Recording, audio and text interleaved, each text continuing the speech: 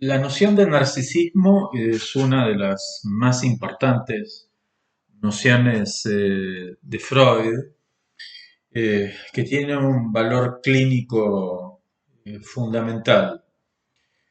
El, el escritor Rudyard Kipling decía que el éxito y el fracaso son dos impostores.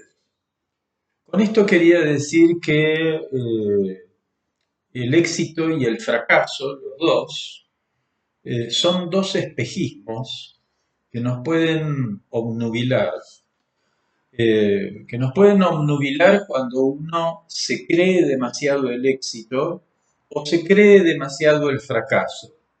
En realidad, lo segundo es algo que no solemos tener tanto en cuenta. Uno creería, cuando se habla del narcisismo, vulgarmente, que uno piensa en una cierta infatuación, bueno, alguien que está muy creído, pero en general pensamos que el que está muy creído de su éxito. Pero se entiende mal la noción de narcisismo si no nos llegamos a dar cuenta que el narcisismo está presente y se complace y goza, porque el narcisismo de últimas es el goce de la imagen que tenemos de nosotros mismos, es gozar de una imagen. Y esa imagen gozamos de ella a partir del momento en que esa imagen se presenta como cerrada, como clausurada, como algo que cierra, que es una forma cerrada y no abierta, cuando de repente la imagen de nosotros mismos se convierte en una foto. Porque la vida fluye, la vida implica movimiento. Cuando nos detenemos en una imagen, estamos congelando la vida en un determinado momento, en un determinado cliché, ¿no? Un cliché, un estereotipo. Y ese estereotipo no solamente puede ser el estereotipo del éxito, del tipo que se mira al espejo y se siente que es Gardel, sino que el narcisismo, el goce narcisista, está presente allí donde el sujeto dice soy un fracasado.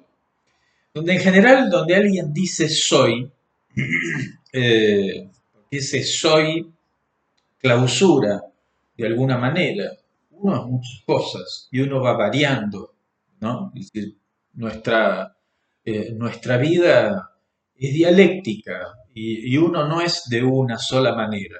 Ese soy un triunfador o soy un fracasado, que además uno ve ahí cierta bipolaridad narcisista, una bipolaridad maníaca o una polaridad más melancólica, pero lo cierto es que el narcisismo se complace también allí donde el sujeto se piensa como defectuoso, se piensa como fracasado, allí donde el sujeto por ahí exalta o se toma demasiado en serio su belleza o algún aspecto cuerpo que es bello y que le da una importancia excesiva, pero también lo mismo ocurre con los defectos corporales, con lo que el sujeto puede considerar como un defecto corporal, eso es subjetivo, y que el sujeto hace de su gordura, de su flacura, de su nariz, de su pelo, de su lunar, de esto o de lo otro, de sus orejas o de lo que fuese, hace todo un mundo, ¿no? Esta es una expresión popular, ¿no? Hacer un mundo de eso es hacer un todo, porque un mundo es un todo. Entonces es darle una consistencia, es decir, excesiva. Esto para empezar desde un punto de vista clínico, que es muy importante saber que el narcisismo, y sobre todo en la neurosis, con mucha frecuencia, las más de las veces, el narcisismo está agazapado en la falta del sujeto, en aquello mismo de lo cual el sujeto se queja. Soy un fracasado, las cosas no me salen bien, no consigo novia o novio o pareja, eh, siempre me va mal en el laburo o me rechazan o esto o lo otro. En esa autocompasión hay mucho de mirarse al espejo, en esa autocompasión. El sujeto se puede mirar al espejo y sentirse Gardel, o puede mirarse al espejo y verse como una cucaracha. Igual, de todos modos, el narcisismo está allí. El narcisismo está presente allí donde el sujeto se da demasiada importancia o le da demasiada importancia, una excesiva importancia a una cierta parte de su imagen corporal. Por supuesto, cuando hablamos de la imagen corporal, no es solamente decir, la imagen corporal va ampliándose a la imagen social y a la imagen moral, es decir, que un sujeto tiene. Entonces también, así como el sujeto puede penar, es decir, por un defecto corporal que tiene, o puede infatuarse por su belleza física, lo mismo ocurre con sus éxitos sociales, con sus éxitos morales. Uno dirá, éxitos morales. Bueno, hay gente que a veces hace de sus pseudo virtudes, porque cuando alguien se infatúa con lo virtuoso que es, con lo noble que es, con lo generoso que es, con lo altruista que es, cuando alguien se infatúa con eso, bien, entonces ahí no hay generosidad, no hay un auténtico altruismo, por así decirlo, o una verdadera solidaridad, sino que esa virtud es una virtud para mostrar, para dar imagen, para dar la imagen de un tipo con principios, de un tipo noble, bueno, etc. Lo mismo ocurre cuando uno ha cometido una falta moral, y agrandar eso, ¿no? Cuando alguien cometió un error o cometió una falta y se siente culpable y entonces hacer todo un mundo de eso como si ese hecho lo definiese, lo clausurase, lo coagulase, ¿no? Es decir, el narcisismo, y esto es sentido un poco del estadio del espejo. Ahora vamos a esto, de que la imagen del espejo, la imagen de algún modo clausura, cierra, se opone a la dialéctica, es decir, de las cosas. Ustedes, ustedes verán cómo en las discusiones, que pueden ser discusiones políticas o discusiones afectivas o lo que sea, cuando los estereotipos o las imágenes clausuradas impiden la dialéctica, funcionan las imágenes congeladas. Cuando yo tengo una imagen de que todos los X son una porquería, ¿no?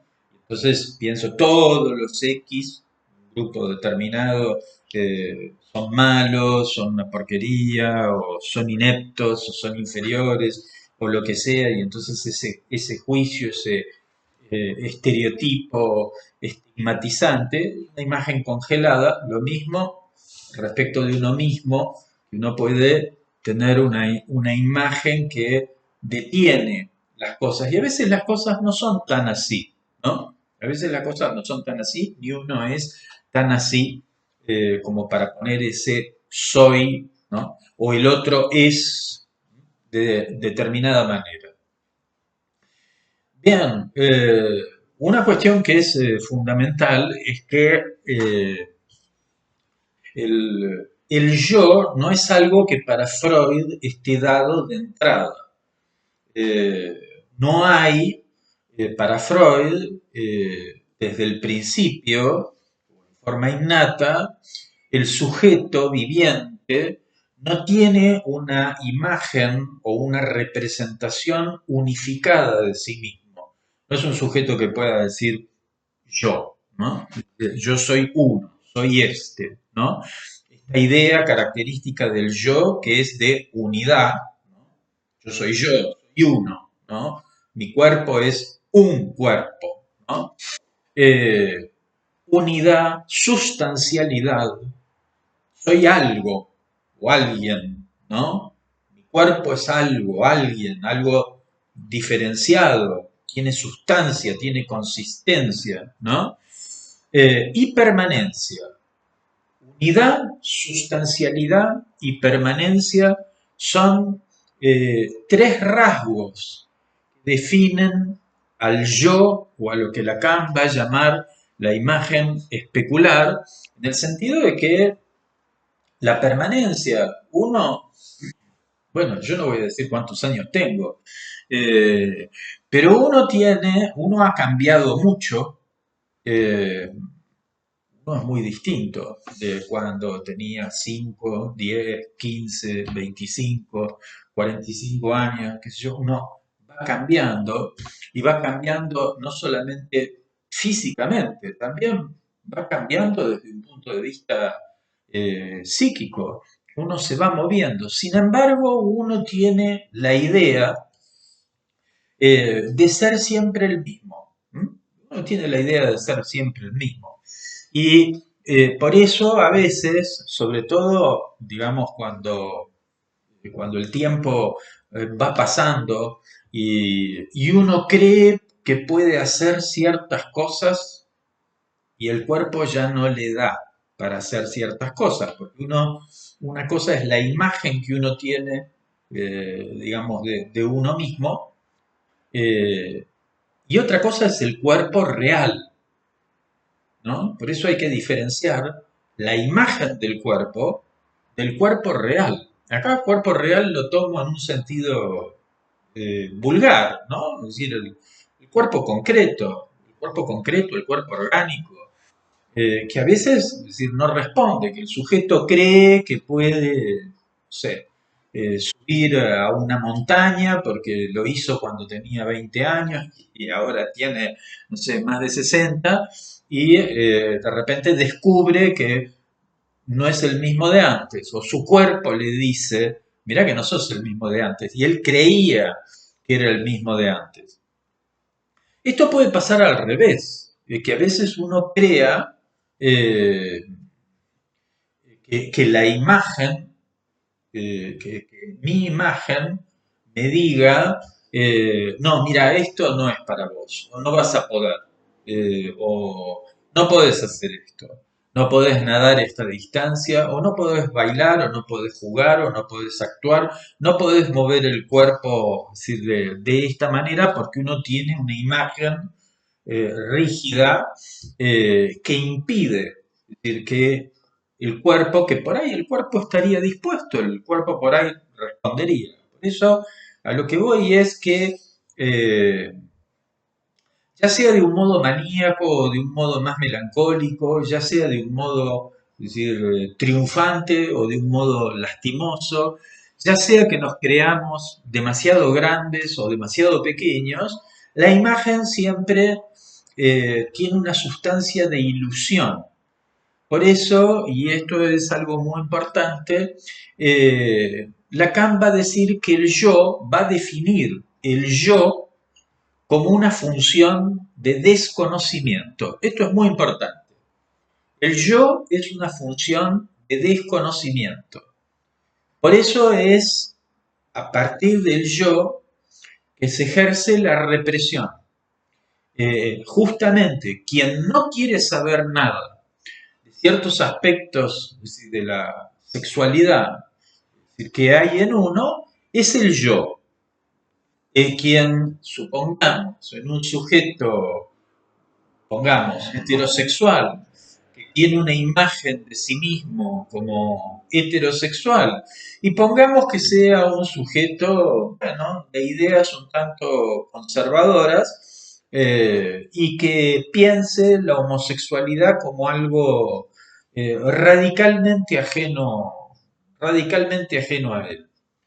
Porque alguien puede ser heterosexual, pero tener una mentalidad un poco más abierta y admitir que por ahí la homosexualidad no le es algo, digamos, radicalmente ajeno. Por ahí, bueno, uno tiene una mayor inclinación por el objeto heterosexual, pero que esa otra vía de satisfacción sexual no sería del todo imposible, por ahí, según las circunstancias, eh, por ahí el momento de la vida en que se halle, bueno, no sería imposible. Pero hay gente que tiene una imagen, cuanto más cerrada la imagen, cuanto más consistente, como más fuerte la pregnancia de esa imagen, más difícil le va a resultar al sujeto, y estoy dando un ejemplo muy, muy sencillo, más difícil le va a resultar al sujeto aceptar que en él hay cosas distintas de esa imagen, que hay aspectos de su sexualidad que no entran dentro de esa imagen.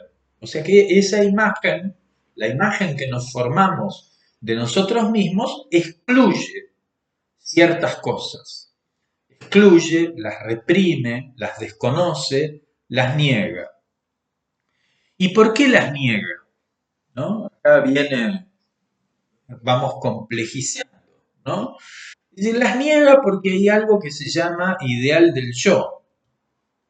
Porque el tema es que uno tiende a, uno quisiera, ok, la, la, la imagen es una imagen, es una exigencia, podríamos decir, una exigencia de perfección, que esa perfección no es necesariamente la perfección del éxito.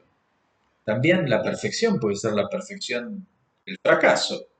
Yo puedo pensarme como un perfecto brillante, como un perfecto no sé, jugador de fútbol o empresario o artista o lo que fuese, puedo pensarme como lo más, pero también me puedo pensar como el perfecto idiota o como el perfecto fracasado o el perfecto, lo perfecto es lo que, ¿vieron cuando alguien dice estoy hecho,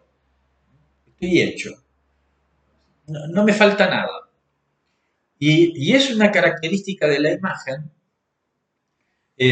porque en la imagen no falta nada, es decir, en principio, ¿no? Es decir, en la imagen, en lo que se ve, porque justamente lo que falta no se ve. Es decir, uno queda tomado, es decir, por lo que se ve, por lo que hay.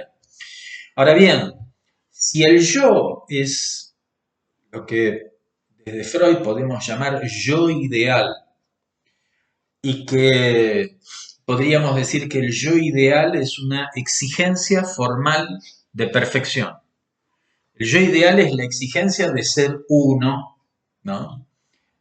De ser sustancial, de permanecer, de ser igual a sí mismo, de tener una identidad igual a sí mismo, justamente es la negación de la división subjetiva, ¿no? Eh, no tiende a negar la discordancia que hay entre la imagen, porque esto es lo que el psicoanálisis nos enseña, y esto es lo que llamamos división del sujeto. Cuando hablamos del sujeto dividido es un sujeto que de repente está en discordancia entre su imagen y determinadas tendencias que no entran dentro de esa imagen. De por ahí el sujeto, siguiendo el ejemplo, ¿no? El sujeto es heterosexual, pero soñó que tenía relaciones homosexuales y se queda así como perplejo, según el grado de aceptación que uno tenga de eso, Es decir, bueno, el sujeto o se queda perplejo, se queda horrorizado, o es un drama, es decir, haber soñado eso, y qué sé yo, o por ahí el sujeto está un poco más abierto y no se hace tanto drama con esa cuestión. Pero lo cierto es que lo que Lacan llama el sujeto dividido, ese sujeto barrado o ese sujeto tachado, es un sujeto tachado por sus síntomas, ¿no? Por sus formaciones del inconsciente y por síntomas que nos hablan de tendencias sexuales que negamos en nosotros mismos. ¿Cómo yo voy a tener ese impulso? ¿No? ¿Cómo yo voy a haber soñado con eso, con esa tendencia sexual o agresiva? Vamos a dejar de lado las relaciones entre la agresividad y el goce sexual. Pero como sea, dijimos que el yo era una función de desconocimiento de estas cosas. ¿Por qué las desconoce? ¿Por qué el yo desconoce, reprime ciertas tendencias? Hay aspectos de nuestra sexualidad que no queremos reconocer. Y no lo queremos reconocer porque nos ponen en conflicto con ciertos ideales, ¿no? Eh, Puede ser un ideal de la sociedad patriarcal y machista y que dice que el hombre debe ser hombre y que al hombre le deben gustar las mujeres y que no hay lugar para que pueda sentir alguna atracción por una persona de su mismo sexo, el hombre, la mujer, lo que sea. Bien, hay un ideal ahí. En el ideal del yo vemos la incidencia de la cultura, que la cultura, así como podríamos decir que el yo ideal es una exigencia formal de perfección, ya sea el perfecto exitoso o el perfecto fracasado, pero no importa, eh, perfecto al fin. Eh, Bien, pero al fin y al cabo, ¿pero qué es ser exitoso? ¿O qué es ser fracasado? ¿Qué es ser lindo? ¿O qué es ser feo? ¿No? Por ejemplo. Y eso depende de la cultura.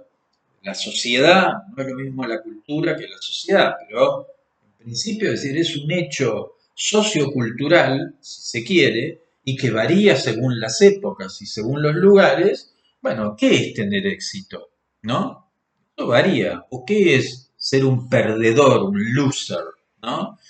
¿Qué es eso? Y eso varía según los ideales, ideales que acá es importante porque varían no solamente de una sociedad a otra, sino que también varían de una familia a otra, ¿no? Donde hay familias donde por ahí lo más importante o lo que los otros que lo rodean a uno, empezando por los padres, ¿no? O los otros más significativos, que serían las primeras figuras del ideal del yo, el ideal del yo, el ideal del yo digamos que es una instancia que nos dice cómo hay que ser para ser perfecto.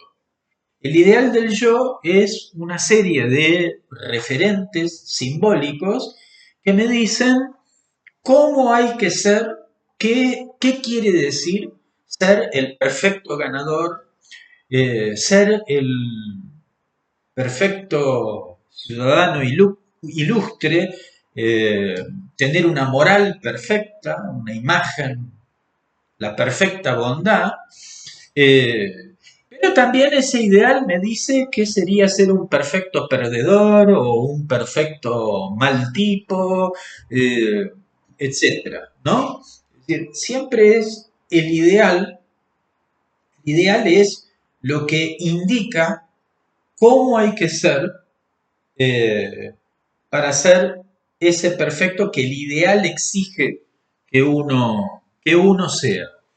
Bien, y dijimos que varía. Por ahí hay familias donde lo que se valora es que uno tenga éxito en los negocios, donde Sos alguien si ganas mucho dinero. Y si no ganas mucho dinero, no sos nadie. Y hay familias donde por ahí no se le da tanta importancia a eso, si bien en la sociedad capitalista en general se tiende a que sea un ideal tener éxito en los negocios, pero igual hay familias donde por ahí quizá los padres esperan que los hijos estudien, que sepan mucho, que sean estudiosos, que sigan una carrera, etcétera, y donde quizás no se valora tanto, es decir, el éxito económico. Bueno, eso depende. También la fama puede ser un valor ideal que a veces no coincide con tener dinero, porque hay gente que tiene fama, mucha fama, y que por ahí no tiene tanto dinero. O hay gente que tiene mucho dinero y nadie los conoce. Bien, varían las cosas. Pero lo que hay que entender es que cuando Lacan habla del estadio del espejo, vamos a rebobinar un poco. Freud me dice que de entrada no hay una unidad como el yo. De entrada lo que tenemos es lo que Freud llama el autoerotismo. El autoerotismo sería algo así como el estado original del sujeto y del cuerpo erógeno del sujeto. Y Freud habla de una anarquía pulsional, o sea, la satisfacción pulsional de las pulsiones, las satisfacciones pulsionales se presentan en un estado anárquico, ¿no? Podríamos decir que hay anarquía allí donde no hay, bueno, se hablaba en la historia argentina de la anarquía de 1820, ¿no? No había un gobierno, no podríamos decir que hubiera un país, que hubiese la Argentina, no había la Argentina. Había la provincia de Santa Fe, había la provincia de Entre Ríos, la provincia de Córdoba, la provincia de Buenos Aires. No había algo así como un Estado nacional, ¿no? Estado argentino. Y fíjense ya la idea de que somos un país ya implica como una cierta forma cerrada, podemos hacer el dibujito del mapa, ¿no? Del país con fronteras y hacemos de eso bueno, una forma cerrada y que da cierta identidad. Dentro de esto es argentino, fuera de esto, fuera de estas fronteras, ya no es argentino. Pero antes de eso, si bien uno puede encontrar antecedentes, pero antes de eso, es decir, había anarquía. Esto ha pasado con los otros países también, como, es decir, Francia, pongamos un ejemplo, ¿no? Francia había feudos, es decir, provincias y caudillos, en lugar de caudillos eran señores feudales, había feudos y no había algo así como Francia o el Estado francés. Recién a partir eh, del siglo XV, fines del siglo XV, a partir del rey Luis XI de Francia, que medio como que estableció un poder único, ¿no? Y empezó, es decir, la unidad de Francia como un Estado nacional. Bueno, un poco con el sujeto pasa algo similar. Al principio, el sujeto es un cuerpo fragmentado, donde cada pulsión se satisface por sí misma independientemente de las otras. Si queremos dar un ejemplo que Freud da de lo que es la pulsión oral, Freud dice, por ejemplo, los labios que se besan a sí mismos. Los labios que se besan a sí mismos. Es el goce de un borde. Fíjense que los labios son un borde del cuerpo. Es un goce de borde, de ese borde del cuerpo. Y que, fíjense que no es mis labios. No hay un mis, porque no hay un yo. Son los labios, y los labios son los labios de nadie y que se besan a sí mismos. No hay un otro, no es que yo beso a fulana o fulano, ¿no? Es decir, no, es decir, hay algo autista, por así decirlo, lo estoy usando esto en términos descriptivos, el término autismo, pero es decir, un erotismo pulsional que empieza y termina en el mismo lugar de donde empieza, ¿no? Donde de algún modo la excitación empieza en una zona erógena y culmina en esa misma zona erógena. Y donde hay como partes de cuerpo anárquicas separadas. Esto es el autoerotismo. Freud va a decir que para que haya una unidad tiene que haber, lo dice en Introducción al Narcisismo, tiene que haber un nuevo acto psíquico, tiene que haber un acto psíquico, algo que se agrega o algo que pasa, algo que ocurre, para que se constituya esa unidad que Freud la piensa en principio y adelanta algo del estadio del espejo como una superficie. Pensar el yo como, bueno, como una superficie, uno podría decir una superficie corporal, que permite al sujeto pensarse como uno. Un poco en la clínica, no queremos acá empirizar, pero en la clínica es un poco uno lo ve en lo que se llama la angustia del octavo mes, es decir, en los niños. Es cuando el bebé, más en los bebés que en los niños, ¿no? Hay un momento dado donde el bebé empieza a tener cierta imagen unificada, es decir, de la madre, del otro materno. Empieza a tener cierta imagen unificada de la madre y cierta imagen unificada de sí mismo. Entonces ahí es donde el sujeto empieza a angustiarse cuando de repente aparece un extraño y no la madre, o cuando la madre no está. Entonces empieza a haber angustia porque empieza a ver el yo y empieza a ver el otro, ¿no? Bien, eh, este nuevo acto psíquico es lo que Lacan va a nombrar como el estadio del espejo. El estadio del espejo sería algo que Lacan toma de la psicología experimental y de la psicología evolutiva, sobre todo el estadio del espejo es una noción de un psicólogo francés, Henri Vallon, eh, donde de repente muestra que es interesante mostrar la diferencia entre el bebé humano y el chimpancé. Cómo el chimpancé tiene una destreza motriz superior a la del bebé, un bebé de cierta edad, ¿no? Y además un bebé, un niño que apenas puede pararse, pongamos un niño cerca del año, ¿no? O que ha empezado a sentarse o empieza a pararse, ¿no? Empieza a querer tener como un dominio sobre su cuerpo, pero todavía no lo tiene. Es un cuerpo que no está del todo unificado, no tiene un control, eh, no tiene todavía un control acabado de su cuerpo.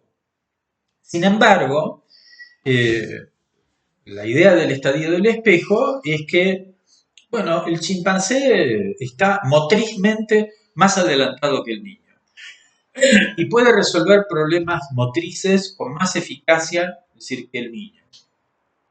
Pero lo que Balón y los psicólogos experimentales notaron es la diferencia de conducta de uno y de otro ante la imagen en el espejo. El chimpancé ve su imagen en el espejo y al principio le llama la atención, pero enseguida se da cuenta que eso es una imagen,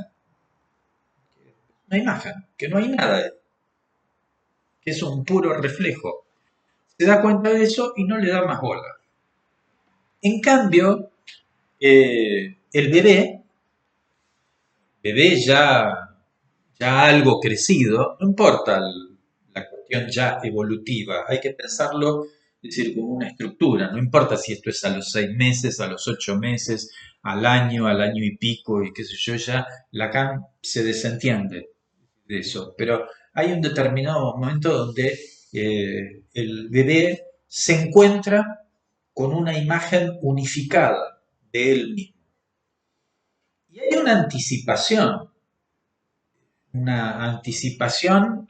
¿qué quiere decir anticipación? Que esa imagen anticipa un dominio, un control, se ve así como, oh, ¿no? Como una estatua, bien parado, con todas las resonancias que esto puede llegar a tener, no importa. Recordemos esto de el niño como falo de la madre, se ve así bien parado, erecto, ¿no? Erecta. eh, y, y hay una gran alegría. De repente descubre que esa imagen es él. Esto es la diferencia entre el animal humano y el chimpancé. Él descubre que esa imagen es él, que esa imagen es completa, que esa imagen es amable, interesante, eh, y que de algún modo le anticipa una unidad corporal y un control, un dominio, una estatura que él todavía no tiene, ¿no? Porque todavía no hay un control, la maduración neurológica no le da el control ¿sí? de su cuerpo, pero esa imagen medio como que se lo anticipa. Entonces hay una presunción. ¿Vieron cuando se dice alguien es un presume, es un presumido? Recordemos siempre que uno puede presumir de su fracaso, uno puede presumir con su fracaso también. Pero esa presunción, ¿no? Hace que el sujeto, bien, anticipe una unidad que todavía no ha alcanzado. Ahora, acá juega un rol muy importante eh, la mirada y la palabra del otro, el otro que por lo general es el otro materno, pongamos ese otro como una función. Esa función podría ser ocupada por la madre o por aquella persona que le haga de madre al niño. Eh, Porque acá viene una cuestión, ¿no? Dice, bueno, el estadio del espejo, la imagen. ¿Y qué pasa si el chico es ciego? ¿O qué pasa si el chico es un chico que jamás vio un espejo? Porque hay gente que se ha criado a lo largo de los siglos en lugares donde nunca vieron un espejo o donde apenas podían llegar a ver su imagen en un reflejo en un charco de agua o en un río o en un lago. Eh, pero el tema es que esa imagen no necesariamente tiene que ser, por eso Lacan plantea el estadio del espejo como una estructura. Esa imagen puede ser una imagen hablada. ¿Mm? De ahí que el espejo en realidad es una metáfora de la palabra del otro materno. Es la palabra del otro materno la que orienta ese espejo. Y ese otro materno está en el lugar del ideal del yo. El ideal del yo es el que mueve, por así decirlo, el espejo plano. No voy a entrar en los esquemas ópticos, es decir, ahora, pero es el que presenta el espejo, el que dice, mira, vos sos esto, y en tanto seas esto, yo te amo, ¿no? De ahí que hay que combinar. El estadio del espejo no es un fenómeno solamente imaginario. No es solamente una cuestión de imagen, también hay una cuestión de discurso. Porque hay un discurso del otro que dice, si sos exitoso en los negocios, entonces para mí sos lo más. Y esto diría el ideal del yo. Ahora, el ideal del yo puede ser la mamá de uno, ¿no? Que dice, yo quiero que seas de esta manera. Y si sos de esta manera, si sos la banderada del colegio y qué sé yo, es decir, sos lo más para mí, sos mi hija querida, ¿no? Y estoy orgullosa de vos. Eh, pero puede ser la sociedad. La sociedad puede ocupar el lugar del ideal del yo, la sociedad puede decirme, bueno, si sos exitoso en los negocios, te admiramos y qué sé yo, y si no tenés un mango, no te miramos, no te registramos, no sabemos quién sos, etcétera. Bien, y eso varía según las épocas. Pues según las épocas, por ahí, eh, serlo más es, no sé, haber matado muchos enemigos de la patria, ¿no? Haber sido un gran guerrero, qué sé yo. Va, van variando las cosas según las culturas y las sociedades o las familias. Lo importante es ir entendiendo esta relación entre el ideal del yo, como una instancia simbólica que manda un discurso que dice qué tipo de imagen hay que tener eh, para hacerlo más, y recordemos que ese más eh, implica también, es decir, el fracaso, los defectos, cómo hay que lograr esa impostura que decía Kipling, y el yo ideal, que sería el aspecto más propiamente, es decir, imaginario, que es ahí donde yo me la creo, esa imagen. Ahora, justamente esa cuestión de creerse o no creerse, es decir, esa imagen o la relación entre la imagen que yo tengo de mí mismo y el ideal, porque lo que Freud va a decir es que, claro, cuando el sujeto se aleja de lo que el ideal exige, entonces el sujeto, el yo, se siente miserable. Cuando el sujeto se acerca a lo que el ideal exige, entonces el sujeto se siente, ¿no?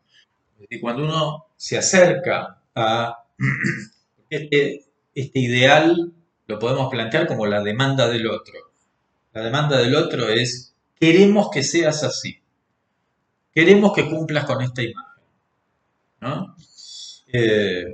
Y cuando uno no cumple con esa imagen, entonces el otro que puede ser la mamá, el papá, la sociedad, los maestros, etcétera, las autoridades, lo que sea, dice, se nos cae tu imagen, se nos cae tu imagen. Entonces uno tiene que sostener esa imagen, es decir, ante los otros, a veces a costa de reprimir ciertas cosas. Porque por ahí el mandato ideal es, queremos que seas la banderada del colegio y qué sé yo, y no queremos que abandones tus estudios porque te juntás con un chabón y te embarazás y no sé qué, o porque salís de joda por ahí a tener relaciones sexuales, etcétera, etcétera, de muchas veces esa imagen o ese mandato del ideal implícita o explícitamente prohíbe ciertas cosas o deja fuera ciertas cosas. Por eso Freud dice que si no fuese porque hay un ideal del yo, no habría represión. Es decir, hay represión porque uno reprime aquello que lo pone en conflicto con el ideal, ¿no? Es decir, uno, siempre para ir a este ejemplo que es muy sencillo, imagínate que uno ha tenido una mamá que dice, ah, yo preferiría que estuvieras muerto antes que enterarme que sos homosexual. Yo esto lo he escuchado muchas veces, lamentablemente muchas veces. Es decir, preferiría verte muerta antes de saber que sos lesbiana, que te enamoraste o te gustan otras chicas.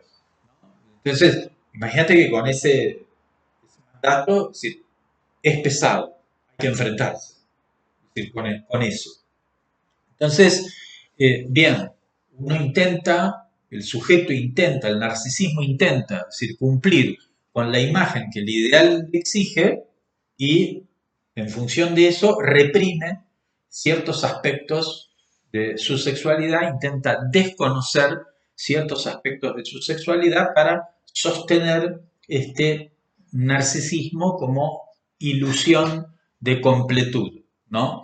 Eh, Ahora, una cosa que tenemos que tener en cuenta y que son las derivaciones sociales y políticas que puede tener esto es algo que Freud trabaja en psicología de las masas, que es la relación entre enamoramiento e hipnosis. Porque el enamoramiento se produce cuando ubicamos a una persona en el lugar del ideal del yo. El enamoramiento no necesariamente es enamoramiento de me quiero casar con esta persona a la cual idealizo. Cuando yo pongo, porque yo puedo poner a un maestro o a un líder político en el lugar del ideal del yo, eh, y hay un cierto enamoramiento, hay algo que el psicoanálisis muestra y es los fundamentos eróticos del fanatismo, los fundamentos libidinales y eróticos del fanatismo.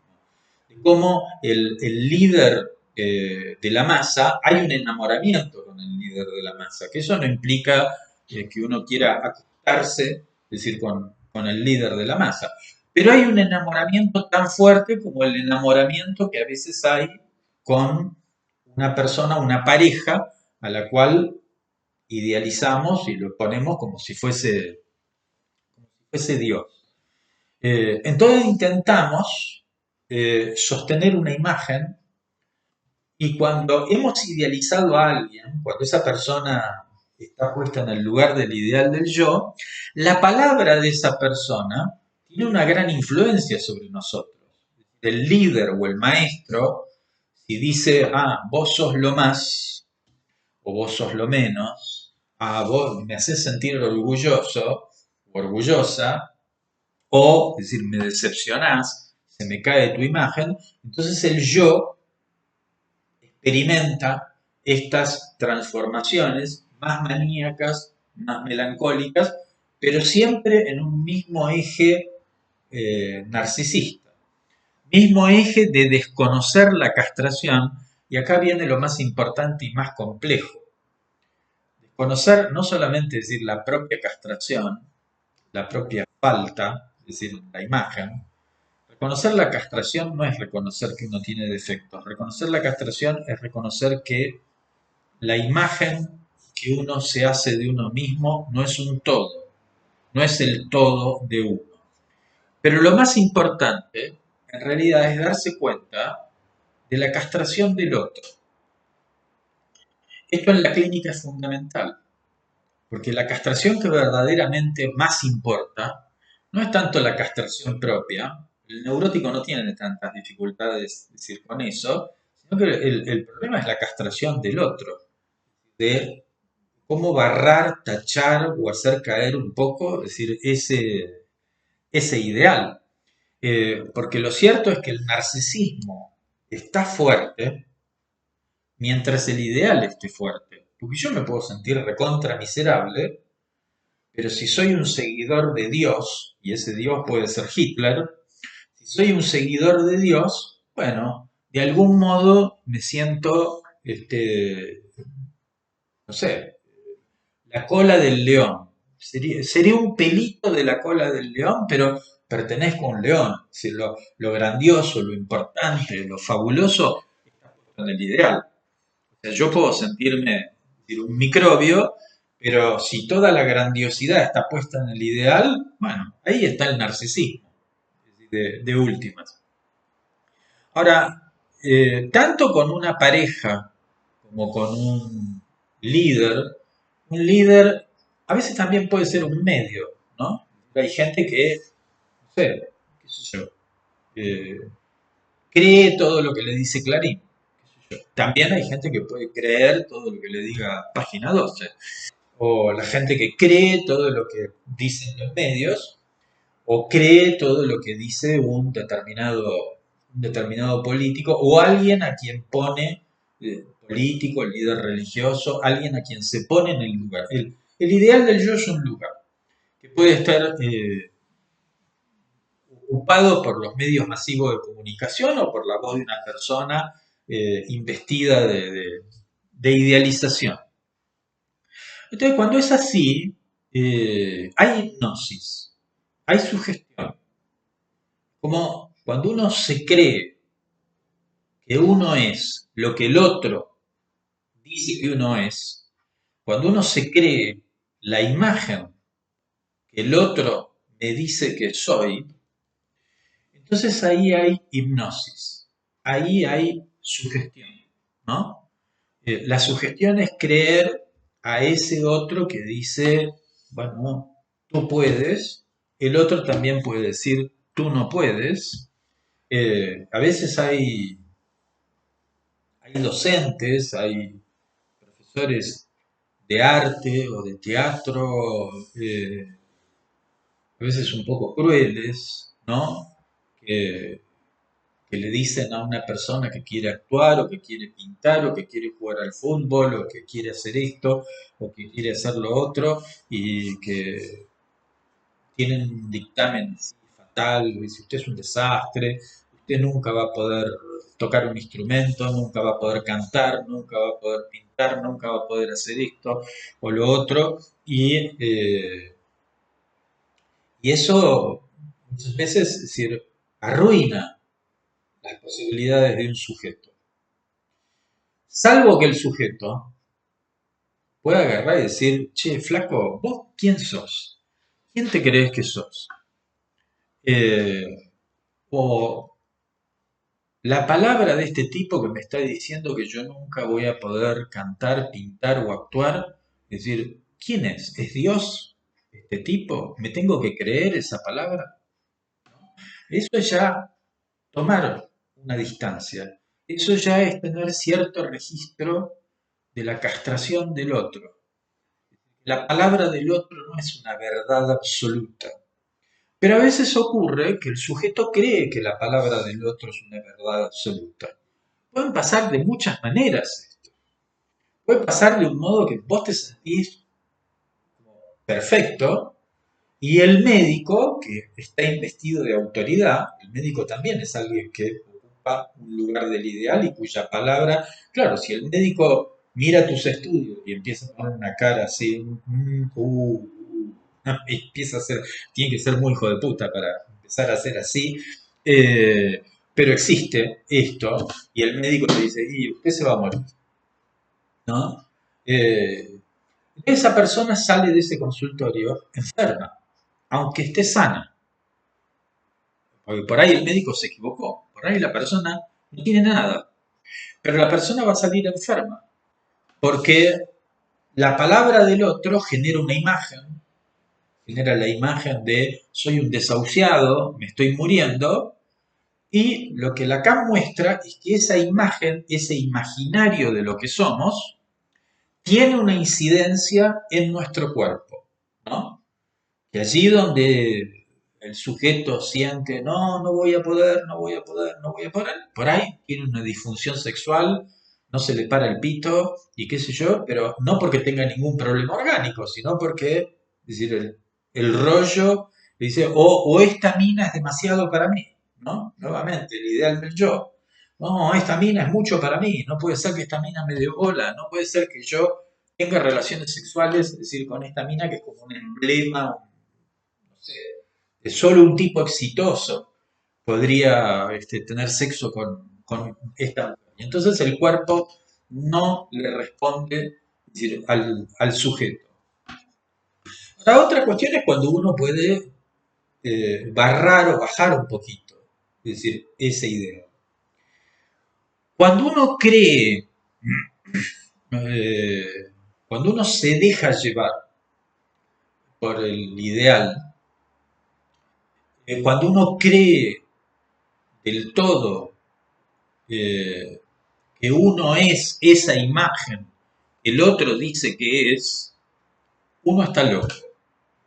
Cuando uno está por completo hipnotizado, uno está loco. Cuando uno ha perdido el juicio crítico que permite decir, no, pará, esto, es tan así, ¿no? Es tan así. Es decir, este flash que me hice, ¿no? Esta imagen que me hice de mí mismo y de la situación, es tan así.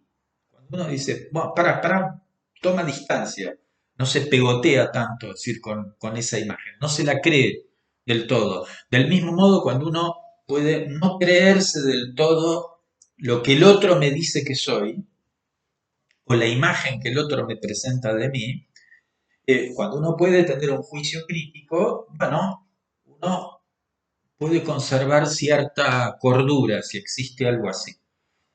Cuando uno se cree eso, uno está loco. Acá tenemos que diferenciar la locura de la psicosis. No es lo mismo. No son lo mismo.